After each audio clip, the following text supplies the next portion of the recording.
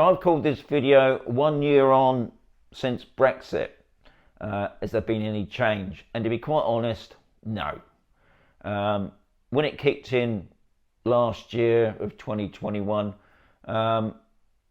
if you're outside the EU, you have to apply for a visa. Now, I've done a few videos on the visa, especially the non-lucrative visa, because I'm sort of really aiming at my age group, which is the 55s upwards. Especially if you're taking early retirement or you're retired already, then you will apply for the non-lucrative visa. Unless you've got a lot of money, you want to invest it in Spain, they call it the gold visa. Yeah, if you've got over 500,000 you want to buy on a property or investment into, well, land and things like that, then yeah, you can get a gold visa and you can come here and you can actually work here in Spain and you can bring your family with you. But anyway, I'm not going to go into that really because I've got videos on that. I was just really talking about has anything changed over the year really, and to be quite honest, nothing. I think another thing that's cropped up a lot over the year was the 90-day rule. A lot of people confused, I'll be honest.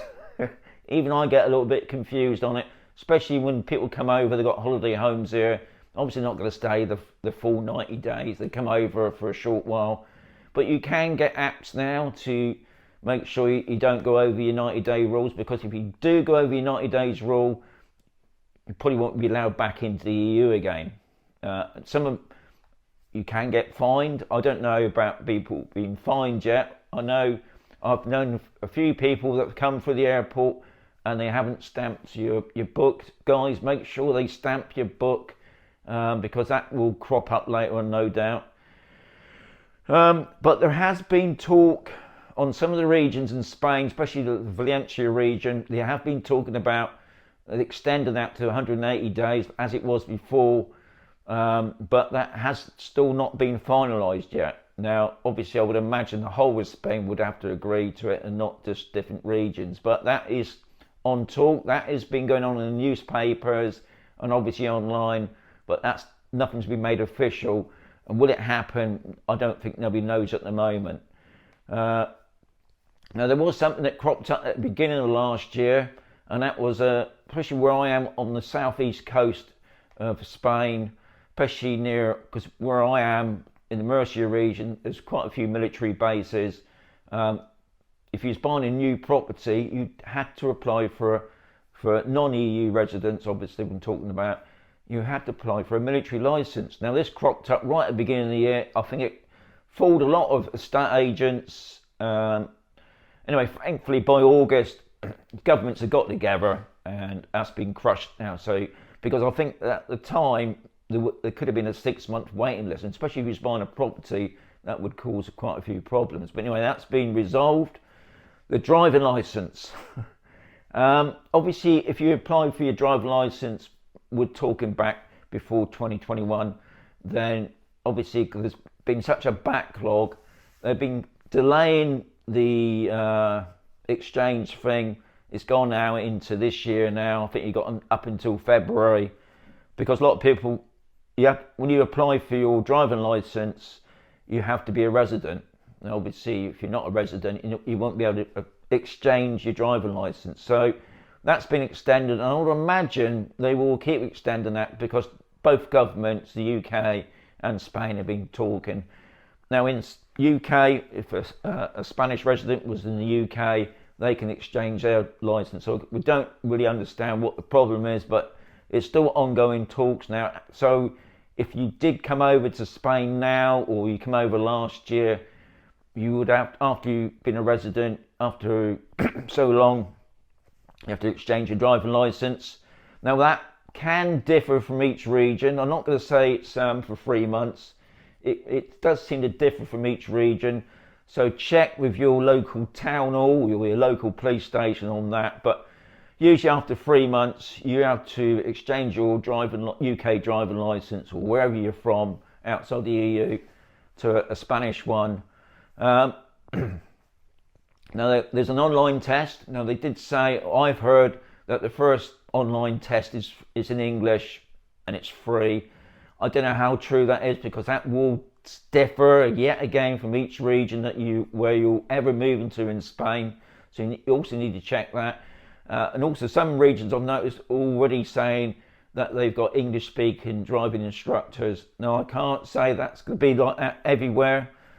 And I know here where I am on campus, so they actually do classes now, obviously Spanish speaking classes, so you can understand the instructor, what he's going to say to you about stopping or turning left and right, things like that.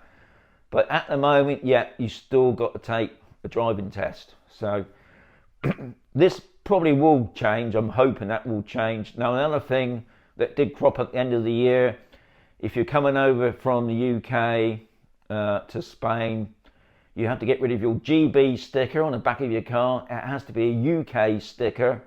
Something else, don't really understand, but apparently it has to be a UK sticker on the back of your car. If you get stopped by the police and you've got a GB sticker, you're going to get fined, guys. Simple as that. Other than that, not a lot has changed really. I mean, beginning of last year, a lot of people were saying, Sean, will they drop the visa thing? And I was sort of saying, probably. But at the moment, Spain hasn't really sort of said about the visa. I suppose at the end of the day, you can't just do it for one country. They would have to do it, you know, like if you're coming from Canada or America, places like that, you can't just do it for one.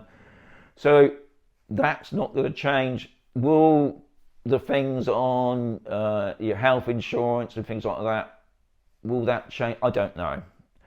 So let's have a quick look at my little list, what I've missed out of anything. No, that's about it really. If there's anything you want to ask me, guys, please do. I'll try and answer it as well as I can. I've been living here now for just over 6 years now, but obviously with the Brexit thing that we've had, that has changed a lot. Has it really affected the house prices? I'll be honest, not in this region, guys. If anything, I think house prices have stayed pretty stable, considering, you know, we're obviously not just talking about the Brexit, we're talking about COVID as well. They're still building new properties. They're pretty well priced, especially in the Murcia region. We're probably one of the lowest in the area, to be honest, if you're looking at property. Obviously, Costa Blanca is a very popular place. The Costa del Sol down south, another popular place. Prices, if anything, I believe have gone up in the south. I think I about covered everything there. Hope you found that interesting. Now next month what I'm going to be doing, guys, every month I'll be doing something a little bit different. Like if you're on about buying property, estate agents and things like that, I'll be doing things like that. Also, I have got to do another revamp on my monthly costs. I haven't done one for nearly 2 years now. As the cost of living changed a lot, obviously the price of things has gone up slightly. So I'll be doing that as well. So once a month I'll be bringing out, I think I'll be calling it living in Spain or buying property in Spain, something like that. So, as I always say, guys, got to keep watching, because you might miss something. Yeah, don't forget, if you want me to do something, please add it down in the comments below. And yeah, I'll catch you next time.